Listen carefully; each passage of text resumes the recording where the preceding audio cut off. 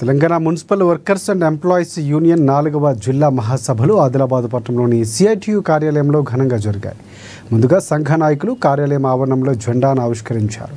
ప్రభుత్వాలు మారిన కార్మికుల బతుకుల్లో మాత్రం ఎలాంటి మార్పు లేదన్నారు. వేతన సవరణలో కార్మికులను పర్మనెంట్ చేయడంతో ప్రతి ప్రభుత్వం హామీలు ఇచ్చి మాట తప్పుతుందని అన్నారు. అటు పీఆర్సీ ప్రభుత్వ ఉద్యోగులతో ముడిపడి ఉన్న అంశం కారణంగా ఉద్యోగులు కూడా పీఆర్సీ విషయంలో ఆందోళన చెందుతున్నారని చెప్పారు.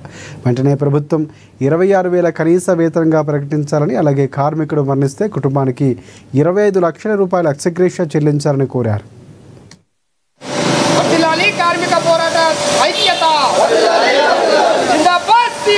Telangana municipal workers and employees union CITU union 4వ మహాసభలు వచ్చేసినటువంటి మీ అందరికీ, అలాగే వేదికపై ఉన్నటువంటి సిఐటియు జిల్లా అధ్యక్ష కార్యదర్శులు, అధ్యక్షులు, అలాగే మున్సిపల్ యూనియన్ అధ్యక్ష కార్యదర్శులు, కమిటీ మెంబర్లందరికీ పేరు పేరు ధన్యవాదాలు తెలియజేస్తూ, ప్రధానంగా తెలంగాణ రాష్ట్రంలో మన రాష్ట్రం వచ్చిన తర్వాత ఏర్పడ్డాక వేతనాలు పెంపు అనేది జరగలేదు.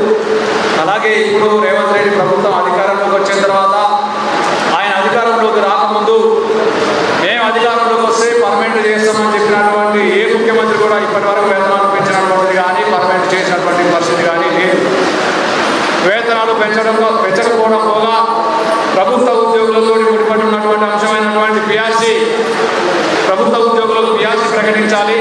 ఆ పీఆర్సీ ప్రకటించడంలో తీవ్రమైన జాప్యం జరుగుతూ ఉంది. ఇప్పటికే ఉద్యోగ సంఘాలు కూడా వారు కూడా ఆందోళన సిద్ధపడినటువంటి పరిస్థితి మనం చూస్తూ ఉన్నాం. అయితే ఆ పీఆర్సీ ప్రకటించినటువంటి చివరి వేతనం ఏదైతే మినిమం బేసిక్ వేతనం ఉందో ఆ వేతనం కనీస వేతనంగా 26,000 రూపాయలు నిర్ణయించాలని యూనియన్గా డిమాండ్ చేస్తూ ఉన్నాం. అంతేకాదు, కార్మికులు మరణిస్తే ప్రమాద బీమా, కార్మికులకు 25 లక్షల రూపాయల ఎక్స్‌గ్రేషియా సంబంధించింది కూడా సర్క్యులర్ జారీ చేయాలని డిమాండ్ చేస్తూ ఉన్నాం.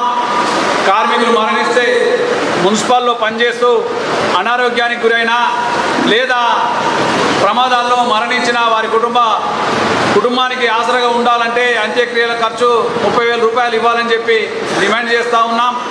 ఇంతేకాదు, కార్మికులందరికీ ఈఎస్ఐకి సంబంధించిన డబ్బులు ఆదిలాబాద్ మున్సిపాలిటీలో కట్టట్లేదు. ఈఎస్ఐకి సంబంధించింది కార్మికుడు ఏదైనా జబ్బు పట్టినా, అనారోగ్యానికి గురై ₹1 నుంచి మొదలుకుంటే ₹1 కోటి వరకు వారికి ఈఎస్ఐకి సంబంధించిన ఇన్సూరెన్స్ ఉంటుంది. కాబట్టి ఆ ఇన్సూరెన్స్ సంబంధించిన డబ్బులు కూడా